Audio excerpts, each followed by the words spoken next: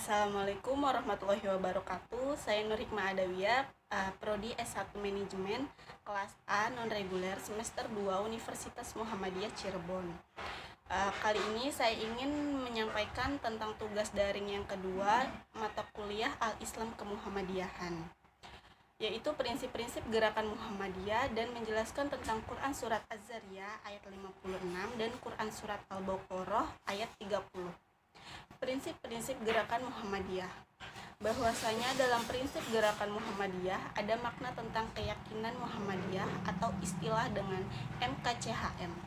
Pada dasarnya, suatu ideologi bermuhammadiyah yang menggambarkan hakikat Muhammadiyah, paham agama Muhammadiyah. Visi Muhammadiyah yaitu tentang berbangsa dan bernegara, sedangkan misi Muhammadiyah yaitu berharap agar bangsa ini menjadi bangsa yang berfaedah dan ahli ibadah.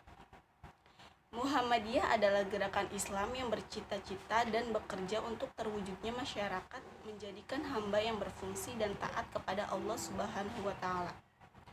Terdapat dua ayat yang akan saya bacakan dan jelaskan. Ayat yang pertama yaitu Quran Surat Az-Zariyah ayat 56. A'udzu billahi minasyaitonir rajim. Bismillahirrahmanirrahim.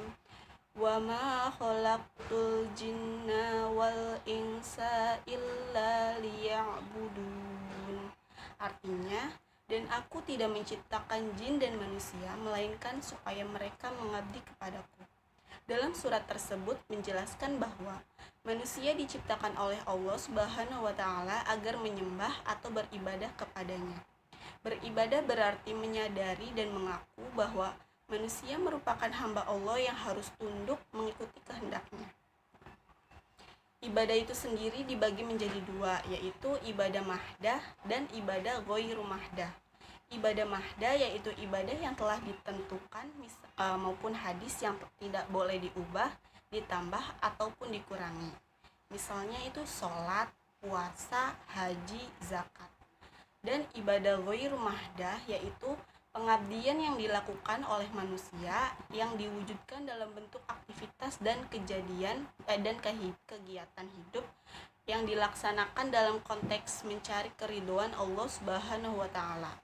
Misalnya itu sedekah, infak, belajar, mengajar, dakwah, tolong menolong, gotong royong dan sebagainya.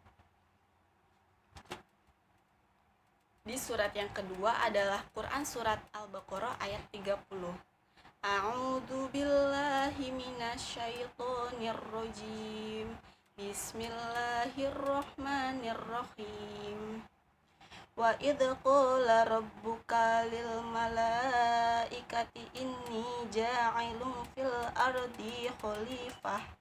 Qalu ataj'alu fiha may yufsidu fiha wa yasfiku dima wa nahnu nusabbihu bihamdika wa nuqaddisu lak. Qala inni a'lamu ma la ta'lamun. Artinya, dan ingatlah tatkala Tuhan engkau berkata kepada malaikat, sesungguhnya aku hendak menjadikan di bumi seorang khalifah. Mereka berkata, mengapa engkau hendak menjadikan khalifah di muka bumi itu? Orang yang akan membuat kerusakan padanya dan menumpahkan darah. Padahal kami senantiasa bertasbih dengan memuji engkau dan mensucikan engkau. Allah Subhanahu wa Ta'ala berfirman, sesungguhnya aku mengetahui apa yang tidak kamu ketahui.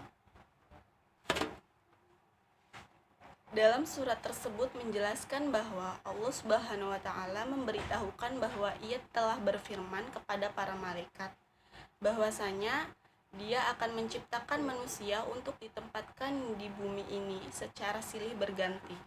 Tugas utama mereka adalah memakmurkan bumi atas dasar ketaatan kepada Allah Subhanahu wa Ta'ala.